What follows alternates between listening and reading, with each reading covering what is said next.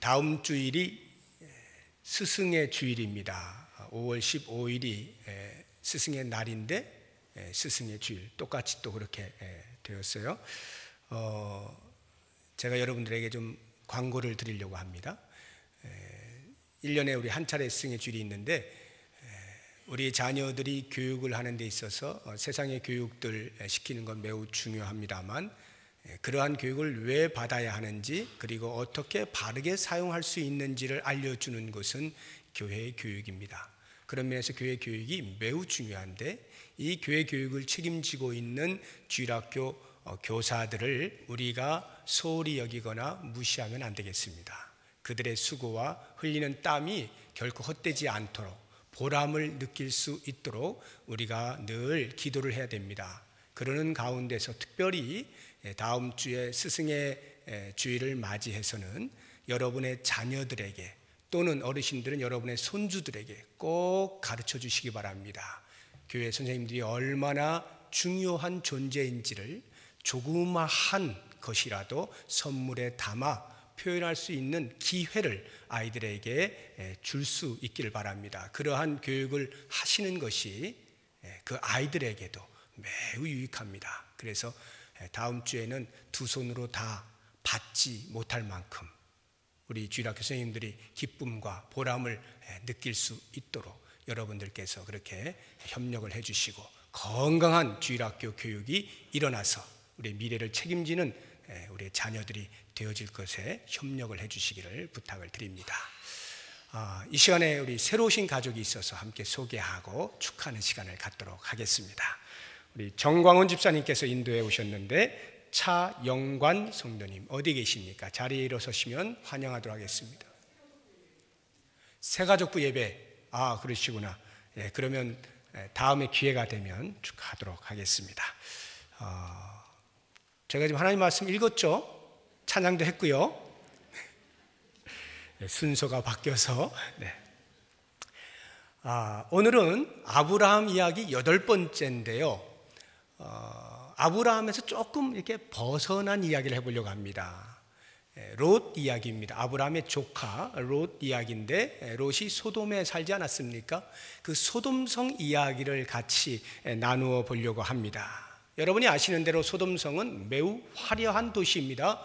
세속 문화가 발달되어져 있는 도시입니다. 그러다 보니까 죄악이 가득한 도시이기도 합니다. 그래서 상대적으로 영적으로, 도덕적으로, 윤리적으로는 타락했고 무감각해지고 불감증에 걸려있는 그와 같은 도시가 소돔이라 할 수가 있겠습니다. 얼마나 죄악된 도시였으면 의인 10명이 없어서 멸망을 당할 수밖에 없었겠습니까? 오늘 말씀 우리가 보면 소돔이 어떻게 멸망당했는지를 잘 알죠. 우리 19장 24절 25절을 보겠습니다. 같이 읽어볼까요? 여호와께서 하늘 곧 여호와께로부터 유황과 불을 소돔과 고모라에 비같이 내리사 그 성들과 온 들과 성에 거주하는 모든 백성과 땅에 난 것을 다 엎어 멸하셨더라. 유황과 불을 소돔과 고모라에 비같이 내려서 멸망을 시켰습니다. 이 유황과 불이라고 하는 말은 지진이 났다는 것이고 화산이 폭발했다는 거예요. 그러한 방법으로 소돔과 고모라 성을 심판하셨는데, 오늘날 지정학적으로 학자들의 이야기가 이 소돔과 고모라가 사해 근방이었을 것이다 추정을 하는데요. 지금 가보시면 소돔과 고모라는 찾을 길이 없습니다. 이때에 하나님께서 멸망을 시키시는데 그 사해 바다 밑으로 수장을 시켜버렸어요. 도시 전체를. 그래서 찾을 길이 없습니다. 그 정도로 완벽한 심판을 당한 것이 바로 이 소돔입니다. 그런데 이 땅을 살고 있는 이 세상, 하나님을 알지 못하는 삶, 이것이 곧 소돔성과 다를 바가 없어 보입니다. 특별히 이 한국 사회를 바라보게 되면 우리가 몸담고 있는 이 땅이 소돔성과 다를 바가 없다는 생각이 듭니다. 그런 차원에서 오늘 말씀에 우리가 귀를 기울여 듣지 않을 수가 없습니다. 소돔성, 과연 무엇 때문에 그렇게 타락을 했을까요? 성경은 한마디로 이야기해주고 있습니다. 성적인 타락이다. 그것이 19장 1절에서 11절까지에서 이야기하고 있는 내용입니다. 성적인 타락. 천사 둘이 하나님의 명령을 수행하기 위하여 소돔성에 이르렀습니다. 롯이 그들을 발견하고 집으로 오실 것을 간청하여 그들을 용숭하게 대접했습니다. 아브라함처럼요. 그리고는 밥을 든든히 먹고 나니까 잠을 잘 시간이 된 거예요. 저녁 때에 도착을 했거든요. 그래서 잠을 청하려고 하는데 갑자기 롯 집 주변에 많은 사람들이 몰려와서 웅성웅성거립니다. 내놓으라는 거예요. 5절 한번 보시죠. 19장 5절입니다. 같이 읽어보겠습니다. 롯을 부르고 그에게 이르되 오늘 밤에 내게 온 사람들이 어디 있느냐 이끌어내라. 우리가 그들을 상관하리라. 이 말씀만 보면 왜 이끌어내라고 하는지, 상관한다는 말이 무엇인지 잘 모를 수가 있습니다. 뭐 빚을 졌나, 아니면 들어오다가 별로 좋지 않은 무슨 일이 있었나, 아니면 무슨 일 때문에 그렇게 하는지를 잘 알 수가 없습니다만, 우리가 아는 것은 이 상관하리라고 하는 말 자체를 통하여서 이게 무엇을 의미하는지 알 수가 있습니다. 성경이 말하고 있는 이 원어적 뜻의 상관하리라는 것은 우리가 그들과 성관계를 갖겠다, 이런 뜻이에요. 성관계를 갖겠다. 그러니까 소돔 땅이 얼마나 성적으로 타락을 했으면 정상적인 남녀 간의 그런 성관계를 넘어서서 이제는 남자와 남자가 하는 그런 동성애적인 그러한 성적인 비정상으로까지 치닫게 되었는가 하는 것을 단적으로 보여주고 있는 것입니다. 이 당시에 그 성의 그 타락이라고 하는 것은 심지어는 짐승과도 하는 수간까지도 시행했던 그러한 시절입니다. 우리가 잘 알고 있는 로마 제국, 한때 대로마 제국이라 해서 영원히 멸망하지 아니하고 흥왕할 것만 같았던 그 로마가 한순간에 무너지게 된 여러 원인들 가운데 가장 으뜸으로 치는 것이 바로 이 성적인 타락입니다. 그래서 흔히 우리가 비아냥거리는 소리로 로마를 목욕탕 문화라 이렇게 말하지 않습니까? 그 목욕탕에서 일어나는 모든 더러운 성적인 추행들이 결국 그 나라를 멸망시켰다는 것입니다.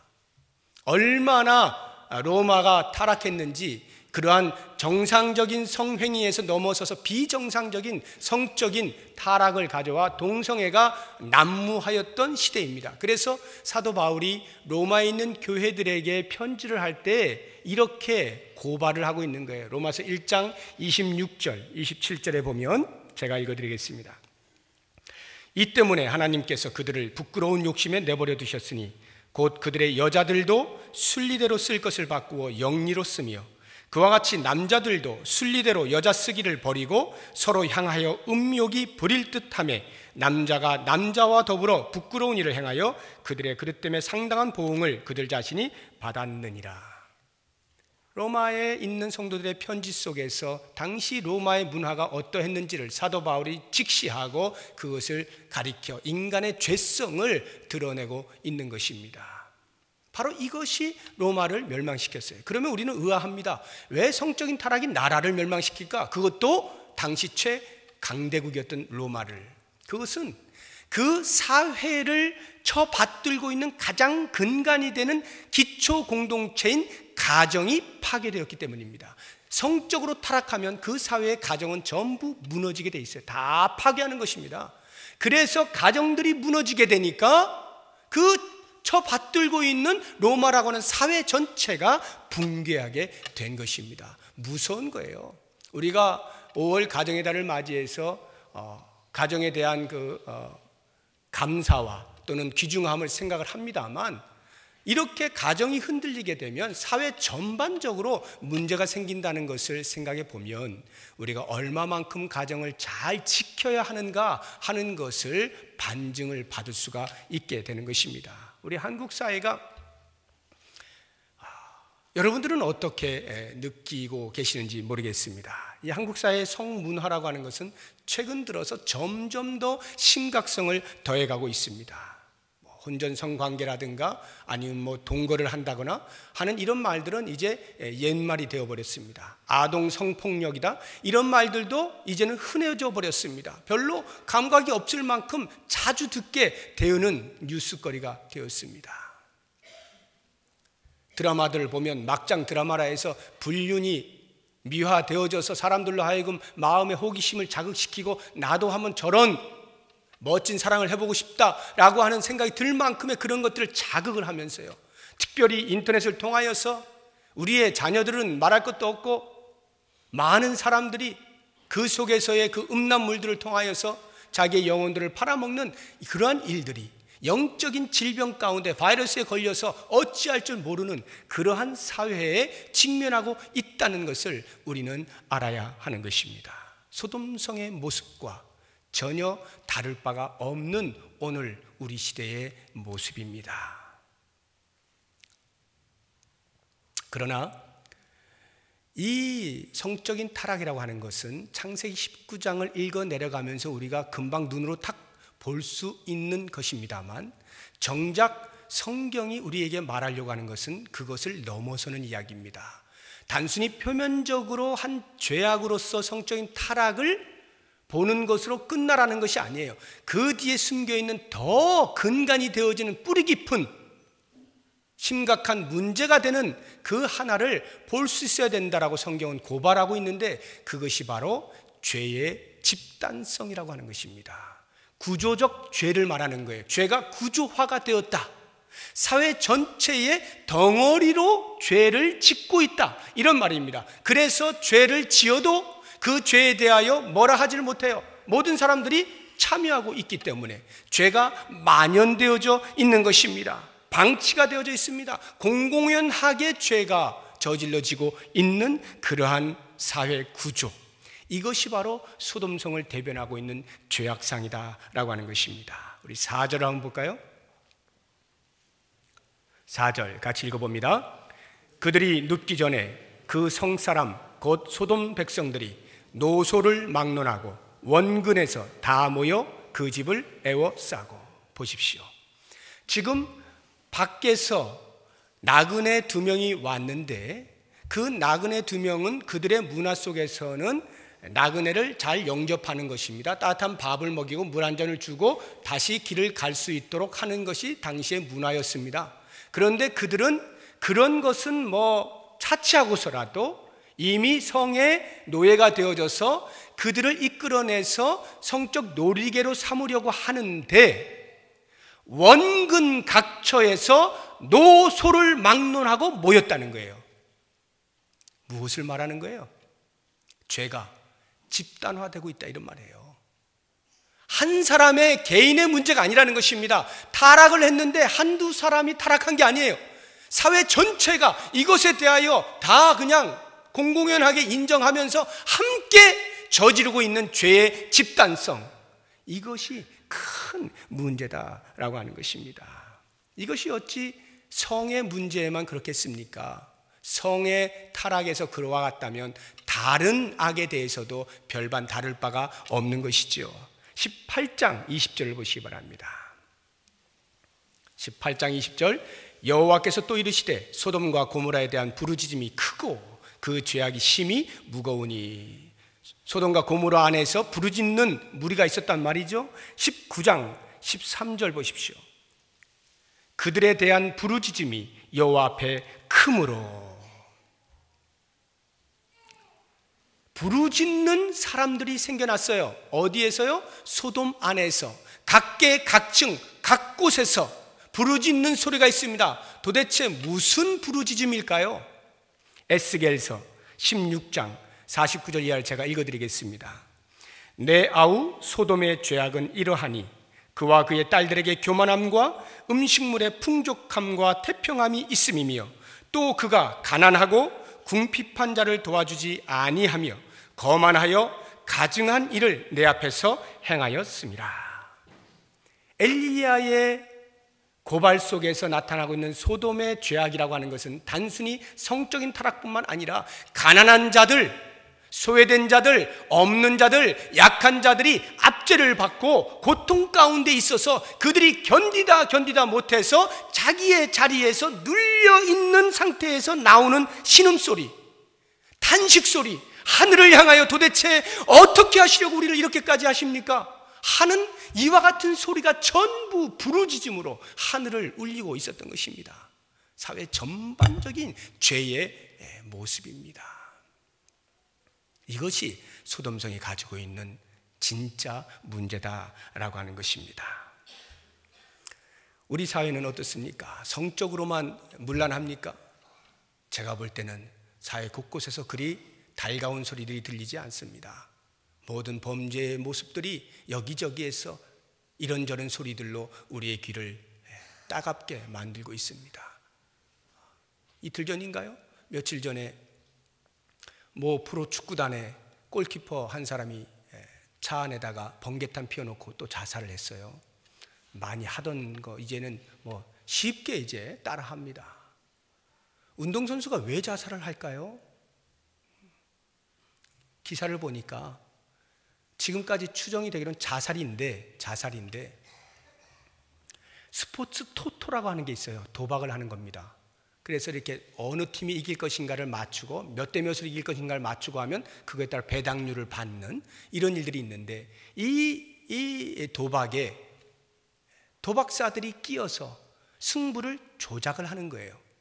그래서 엄청난 배당률이 있도록 조작을 해서 선수들을 회유를 하고 포섭을 합니다. 그런데 그와 같은 일을 하는데 누가 필요하겠어요? 조직폭력배가 필요한 거예요. 그러니까 그들을 통해서 위협을 해가면서 이렇게 되게 해. 두 골 먹어. 그러면은 못 막는 척하고 두 골을 먹어줘야 돼. 그래서 배당금을 타면 자기에게도 뭔가 좀 고물이 떨어지겠죠. 이런 일들이 지금 스포츠계에 만연하고 있어요. 그 기사를 보면요, 그와 같은 집단적인 죄의 구조가 있음에도 불구하고 손을 대지 못한다는 거예요. 이게 바로 사회의 죄의 집단성입니다. 너무나 죄가 커지니까 세력을 형성해서 건드리지를 못하는 지경에 이르게 된 것, 이것이 소돔뿐이었겠어요? 오늘 이 땅, 이 한국 사회가 그와 방불하고 있다라고 하는 것입니다. 그러므로 우리는 이와 같은 사회를 살고 있는 한 그리스도인으로서 과연 나는 이 사회에 대해 어떠한 책임을 가지고 살아야 할 것이냐라고 하는 부분에 대하여 경각심을 갖지 않을 수가 없는 것입니다. 그래서 제가 오늘 이 19장에 나타나고 있는 소돔성을 둘러싸고 있는 그 안에 있는 여러 종류의 부류의 사람들을 제가 소개를 하면서 과연 나는 어떤 부류에 속해야 하느냐라고 하는 부분에 대하여 함께 생각하고 도전을 받고자 하는 것입니다. 제가 크게 세 부류로 나눌 것인데, 첫째는 롯의 가족들입니다. 두 번째는 롯입니다. 그리고 마지막 세 번째는 아브라함을 한번 생각을 해볼 것입니다. 롯의 가족들이라고 한다면 롯에게는 아내가 있었죠. 딸이 둘이 있었습니다. 소돔성에서 결혼을 해가지고 딸을 둘을 낳았어요. 이 딸들이 장성해서 예비 사위들도 있었습니다. 이렇게 이제 구성이 되어 있는 이 롯의 가족들의 그 소돔성에서의 이 심판과 관련되어져서 그 즈음에 어떠한 모습을 하고 있었는가 한번 보시기 바랍니다. 롯의 처, 하나님께서 아브라함을 인하여 롯을 사랑하셔서 롯의 가족들을 다 구원하기로 작정을 하십니다. 그리고는 이야기를 합니다. 제발 소돔성이 멸망하게 될 때, 불과 유황의 징벌이 내려질 때 뒤를 돌아보지 말고 멈추어 서지 말고 산을 향하여 내리 도망을 가라, 이렇게 이야기합니다. 17절 보시죠. 19장 17절. 그 사람들이 그들을 밖으로 이끌어낸 후에 이르되 도망하여 생명을 보존하라. 돌아보거나 들에 머물지 말고 산으로 도망하여 멸망함을 면하라. 그런데 롯의 처는 어떻게 했습니까? 26절입니다. 26절 같이 읽어봅니다. 롯의 아내는 뒤를 돌아보았으므로 소금 기둥이 되었더라. 분명히 구원하실 때에 뒤를 돌아보지 말라라고 명령하셨음에도 불구하고 그 말을 들은 롯의 처는 뒤를 돌아봄으로 소금 기둥이 되고 말았습니다. 왜 뒤를 돌아보았을까요? 여러 가지 많은 이유들이 있겠습니다만 한마디로 이야기해보라 하면 소돔성을 사랑한 것입니다. 내가 살던 그곳, 나에게 즐거움을 주었다라고 생각하는 그곳, 너무나 사랑스러워서 거기를 두고 내가 어디를 가리요? 이와 같은 마음으로 뒤를 돌아보게 된 것이죠. 누가복음 17장 31절 이하를 보면 이렇게 나와 있어요. 마지막 날에 대한 징조를 이야기하면서 그날에 만일 사람이 지붕 위에 있고 그의 세간이 그 집 안에 있으면 그것을 가지러 내려가지 말 것이요 밭에 있는 자도 그와 같이 뒤로 돌이키지 말 것이니라. 롯의 철을 기억하라. 심판의 때는 뒤를 돌아보면 안 되는 거예요. 그냥 앞만 바라보고 나아갈 때 구원의 길이 열리는 것입니다. 그런데 세상을 사랑했던, 소돔성을 사랑했던 롯의 처는 그만 뒤를 돌아봄으로 소금 기둥이 되고 맙니다. 그래서 요한일서 2장 15절 이하를 보시면은 세상을 사랑하는 자는 하나님의 사랑이 그 마음에 있을 수 없다라고 이야기를 하는 거예요. 그렇지 않습니까? 세상을 사랑하는 그 마음이 너무 크니까 하나님의 사랑을 받아들일 공간이 없어요. 빈 공간이 없으니까 하나님의 사랑이 들어오질 못하는 거예요. 제시를 받았음에도 불구하고 구원의 자리에 이르지 못하고 그만 세상을 사랑한 그 결과에 소금 기둥이 되고 만 것입니다. 그런가 하면 롯의 딸들은 어떻게 살았는가 보시죠. 롯의 딸들에 대한 이야기는 30절 이하 마지막 절까지 나옵니다. 그들이 그 심판으로부터 나왔습니다. 그래서 산으로 도망을 갔어요. 수알성에 잠시 머무르다가 산으로 도망을 가는데요, 이 롯의 딸들이 가만히 보니까 다 죽었거든요. 아버지밖에 안 남은 거예요. 엄마가 소금 기둥 돼버렸잖아요. 사위들은 거기서 안 나왔거든요. 다 죽었어요. 그러니까 아버지하고 딸 둘, 자기들밖에 없는 거예요. 야, 이러다가 우리 가문 끊어지겠구나. 산속에 살고 있으니 다 죽었으니 어찌할까.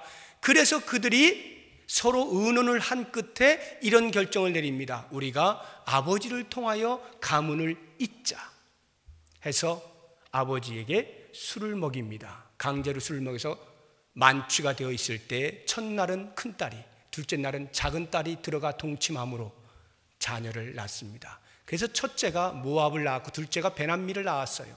그것이 오늘날 모압과 암몬 족속의 조상이 된 것입니다.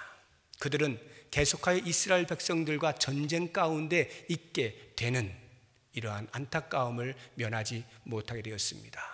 여러분, 이 롯의 딸들이 행하는 것이 무엇입니까? 대의 명분이라고 하는 것을 앞에 걸고 그 뒤에서 자기들의 판단과 자기들의 지식과 자기들의 견해를 따라서 이것이 옳다라고 죄를 합리화하면서 범죄하고 있는 것입니다. 왜 롯의 딸들이 이와 같은 짓을 했을까요? 왜 근친상간을 두려워하지 아니하고 했을까요? 소돔성에서 살던 버릇이 있기 때문에 그래요.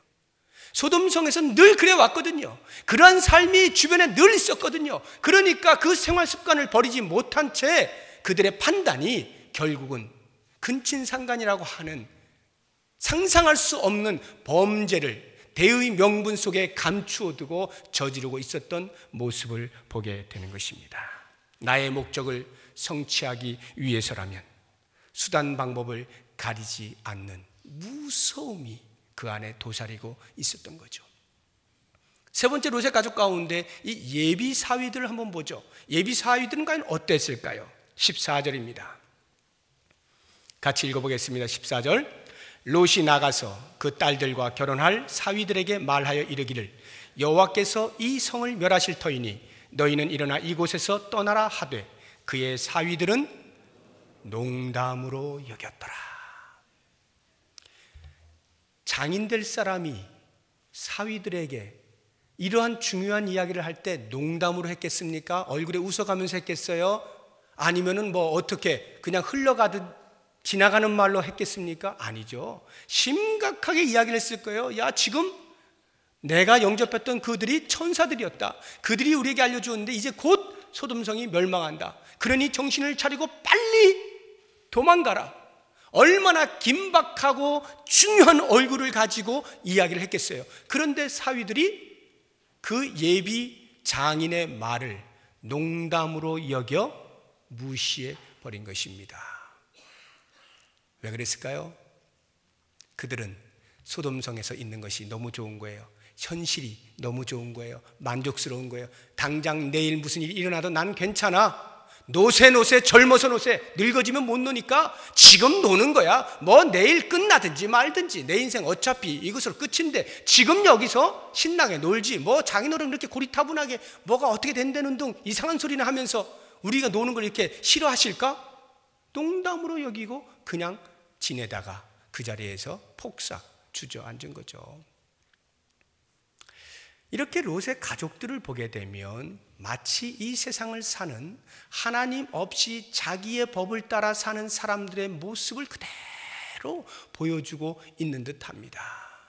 하나님을 인식하지 않고 인정하지 않으니까 이렇게 세상을 사랑하고 대의명분 속에다가 자기의 목적을 성취하기 위한 수단 방법 가리지 않는 모습이며, 또는 아무리 종말이 온다라고 심각한 인생의 결정을 내려야 할 그 순간조차도 농담으로 여기는 정도로밖에는 삶의 진지함이 없는 현실주의에 가득 찌든 이런 모습들이 있게 되는 것입니다.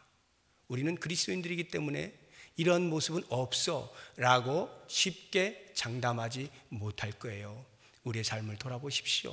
나는 과연 이러한 모습들이 있지 아니한가 꼭 살피셔야 됩니다.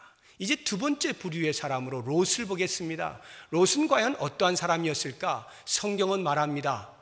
하나님을 믿은 자였다. 심지어 베드로 사도는 그의 책 베드로후서에서 롯은 의인이었다 이렇게 우리에게 알려주고 있습니다. 베드로후서 2장 6절 이하 제가 읽어드립니다. 소돔과 고모라 성을 멸망하기로 정하여 제가 되게 하사 후세에 경건하지 아니할 자들에게 본을 삼으셨으며 무법한 자들의 음란한 행실로 말미암아 고통당하는 의로운 롯을 건지셨으니 이는 이 의인이 그들 중에 거하여 날마다 저 불법한 행실을 보고 들으므로 그 의로운 심령이 상함이라.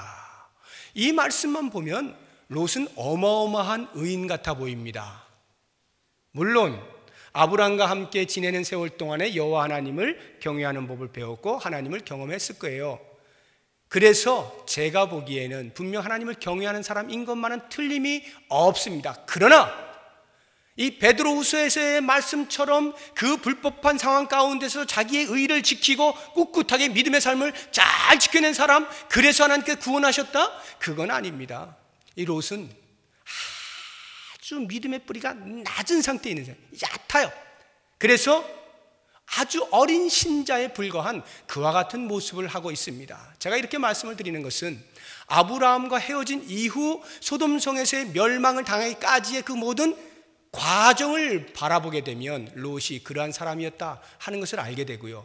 우리는 오늘 이 시간에 이 롯의 여정을 저와 함께 살피면서 너무나도 흡사하게 내 모습을 담고 있기 때문에 심각하게 롯의 여정을 살펴봐야 됩니다. 그리고는 내게서 있을 그 가능성을 완전히 잘라 버릴 수 있어야 됩니다. 자, 롯이 아브라함과 헤어졌어요. 우리 13장을 가보시죠. 13장입니다. 11절입니다. 11절. 그러므로 롯이 요단 온 지역을 택하고 동으로 옮기니 그들이 서로 떠난지라. 아브라함과 헤어졌죠. 그 다음 12절을 보십시오. 같이 읽어봅니다. 시작. 아브라함은 가나안 땅에 거주하였고 롯은 그 지역의 도시들에 머무르며 그 장막을 옮겨 소돔까지 이르렀더라. 아브라함은 가나안 땅에 거주했죠. 아브라함이 야 롯아, 네가 우하면 내가 좌하고 네가 좌하면 나는 우할게. 이렇게 해서 롯이 사방을 둘러보니까 소돔과 소알 땅까지 아주 물이 많고 풍요롭고 마치 에덴 동산 같고 애굽과 같았거든요. 그래서 제가 여기를 택하겠습니다. 롯이 먼저 선택을 하죠. 그리로 가는 것입니다. 그런데 가는데 곧바로 소돔 땅 안으로 쏙 들어가는 것이 아닙니다. 12절을 보니까 롯은 그 지역의 도시들에 머무르며 주변을 머물면서 그 장막을 옮겨 소돔까지 이르는 겁니다. 그러니까 주변의 도시들에서 점점 소돔으로 가까이 간 거예요. 그가 주변의 도시들에 머무르면서 뭘 했겠어요? 과연 저 소돔 땅이 정말로 내가 살아도 될 곳인가? 여러 가지 정보들을 입수하지 않았겠습니까? 들어보니까 야, 정말 물 많아, 정말 풍요로워, 정말 살기 좋아. 그런데 또 한편으로 들려오는 소리는 그런데 죄가 많은 곳이야, 타락한 곳이야, 퇴폐한 곳이야, 향락에 물들어 있어. 이런 말들을 양쪽에서 듣게 된 겁니다. 그럼에도 불구하고 롯은 그 물이 많고 풍요롭고 자기의 소유를 배불리 먹일 수 있는 그 자리를, 그 유혹을 떨쳐버리지 못하고 점점 텐트를 계속하여 소돔으로 옮기고 있는 거예요. 여기 소돔까지 이르렀다라고 하는 이 한국말 표현은 영어를 보면 좀 더 자세히 알 수가 있는데, 우리가 대표적으로 받아들이고 있는 킹 제임스 버전을 보면 toward Sodom 이렇게 돼 있어요. 소돔을 향하여, 또는 NIV에는 near 소돔, 소돔 가까이 이렇게 되어 있어요. 그러니까 아직 소돔 성 안에 들어간 건 아니에요. 그 근처를 지금 배회하는 거예요. 정말 내가 들어가 말아. 이러한 갈등 속에서 점점 소돔으로 가까이 가고 있는 것입니다. 14장 12절 보십시오. 14장 12절 같이 읽어봅니다. 소돔에 거주하는 아브라함의 조카 롯도 사로잡고 그 재물까지 노력하여 갔더라. 북방에 있는 연합군이 침략해 와서 남방 연합군을 다 물리치고는 소돔에 살고 있는 롯도 잡아갔다는 이야기인데, 여기를 보니까 소돔에 뭐 하고 있다고요? 거주하는. 그러니까 소돔 근처까지 간 롯이 그 사이에 어떻게 했다는 거예요? 결국에는 소돔성 안으로 들어갔다 이 말이에요. 소돔성 안에 살고 있었다. 이게 거주한다는 말의 뜻입니다. 그래서 그 안에서 연합군들에 의하여 포로로 잡혀가게 된 것이죠. 한 걸음 더 깊숙이 들어온 것이죠. 하나님께서 아브라함을 통하여서 롯을 구출해 주십니다. 이때 롯은 정신을 차렸어야 돼요. 내가 소돔에 살아서 이와 같은 꼴을 당하는구나. 내가 다시 여호와 신앙으로 돌아서야지. 새 출발을 할 기회였습니다.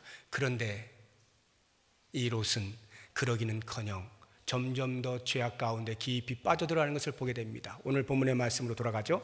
19장 1절입니다.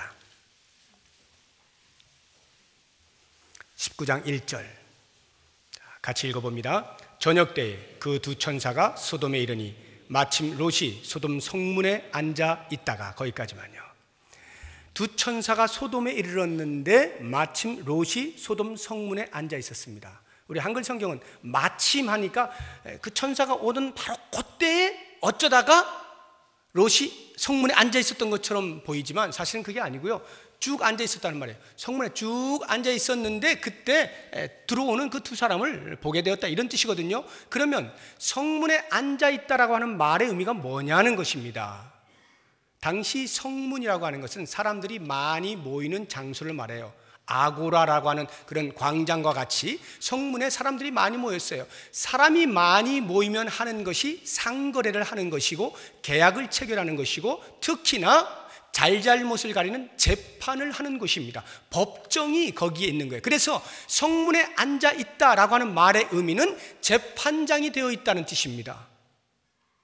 14장에서 소돔성 안에 거주하고 있었던 이 롯이 포로로 잡혀갔다 구출되어져 나와서 정신을 차리기는커녕 점점 더 그 죄악의 도시의 깊숙한 중심부로 나아가고 있는 거예요. 지도자가 되었단 말입니다. 사람들에게 영향력을 미치는 높은 자리에까지 이르게 된다라고 했을 때에 얼마나 많은 수고를 했겠어요. 그 수고란 소돔화 되어지는 것이죠.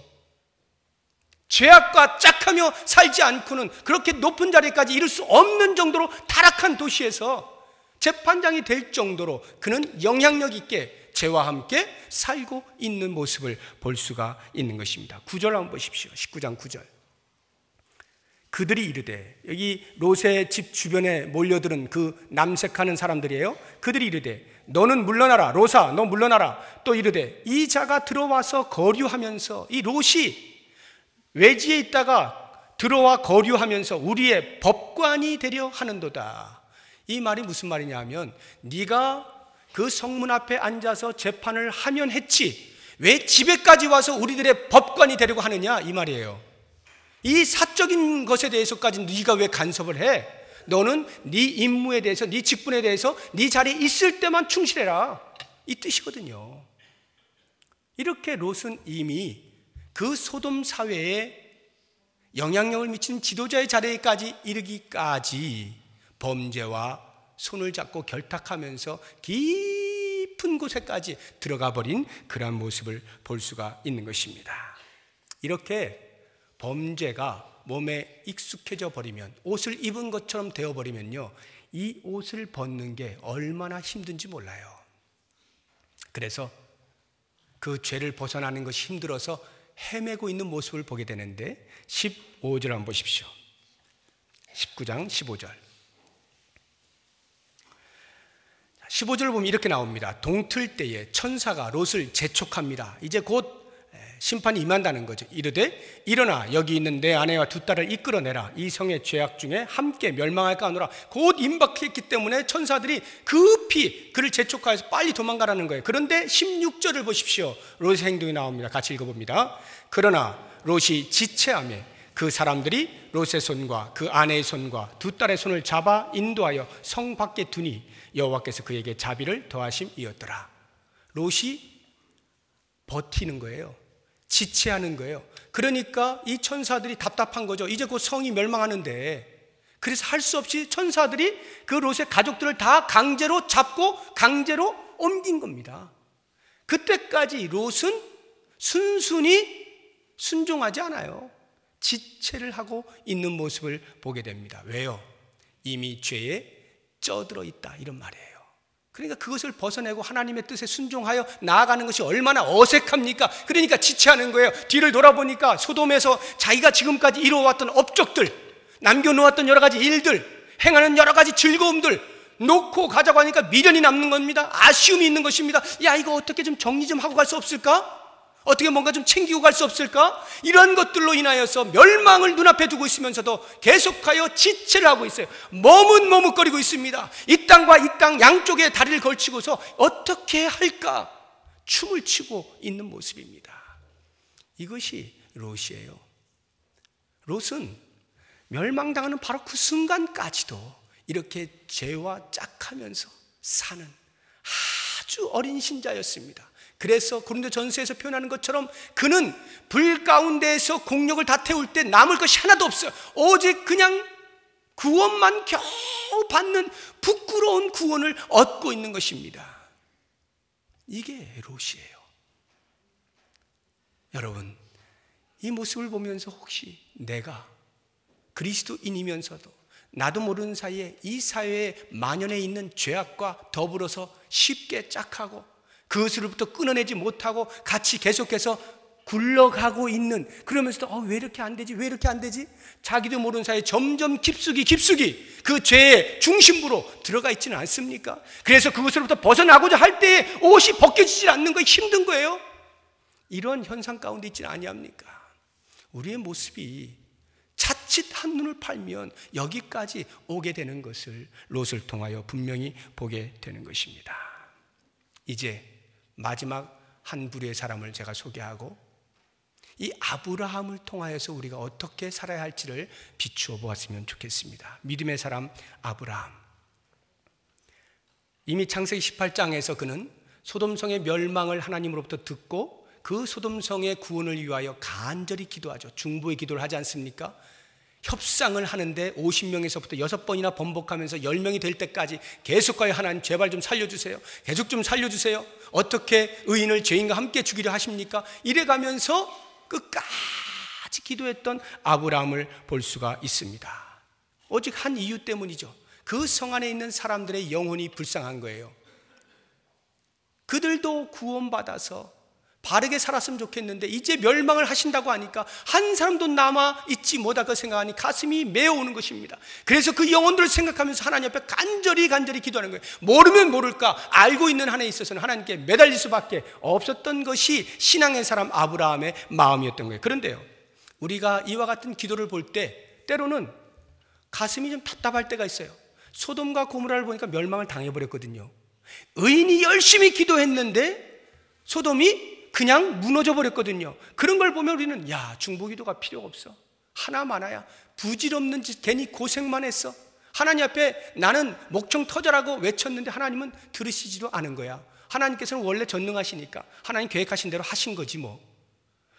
자기의 기도함이 허황되다고 하는 것을 느끼는 순간이 있을 수가 있는 거예요.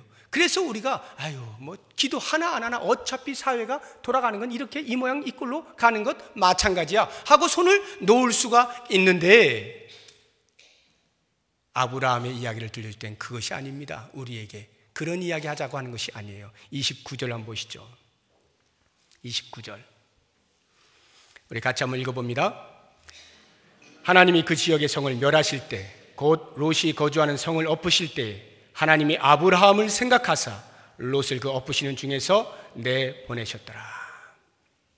소돔성을 멸망하시려고 하는데 생각이 난 거예요. 아브라함이 생각이 났어요. 그래서 롯을 구원하셨다, 이렇게 표현하고 있는 것입니다. 여기 생각한다라고 하는 말이 무슨 뜻이냐면, 8장 1절에 보면 노아의 홍수 때에 방주에 들어가게 한 다음에 다 이제 나오게 하기 위해서 물을 감하는 일이 있습니다. 그때 하나님께서 이렇게 말씀하셔요. 여호와께서 노아와 그의 가축들을 기억하사 물을 감하게 하시니라, 이렇게 나오거든요.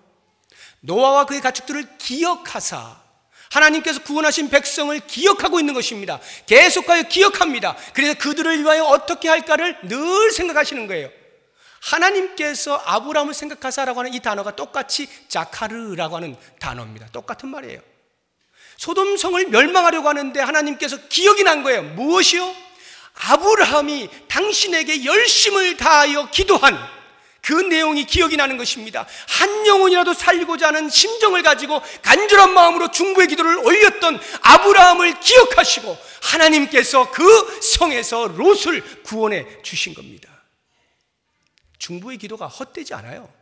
우리의 눈으로 볼 때는 소돔성이 멸망한 것 같지만 그 가운데에서 하나님의 예배에 놓으신 구원받은 자, 남은 자가 반드시 있는 거예요. 그런데 그 남은 자가 바로 이 기도하는 중보자를 통하여 이루어지고 있다는 것 아닙니까?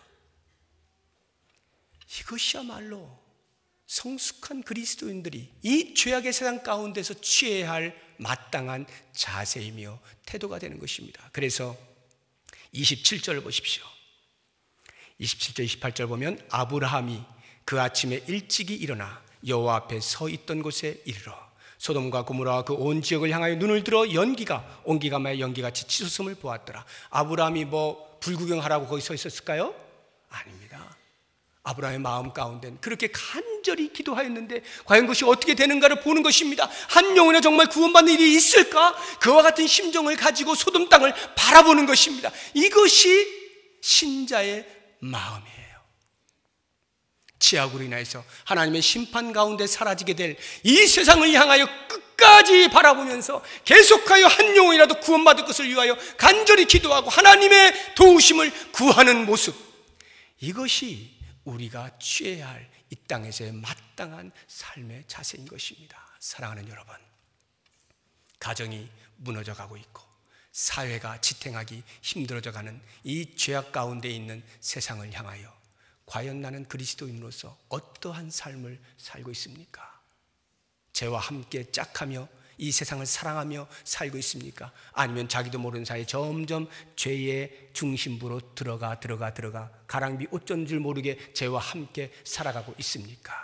아니면 그 죄에 대하여 통탄의 마음을 가지고 죄 가운데 구원받을 백성을 바라보면서 하나님의 긍휼과 자비와 은혜를 구하는 기도자로서 살아갈 것입니까?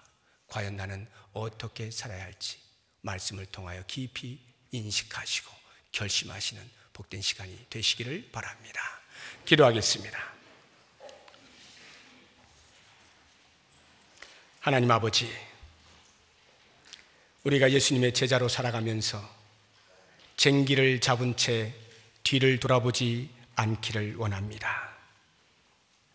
인간의 알량한 지식으로 대의 명분을 내세워 윤리를 실종시키는 일이 없기를 원합니다.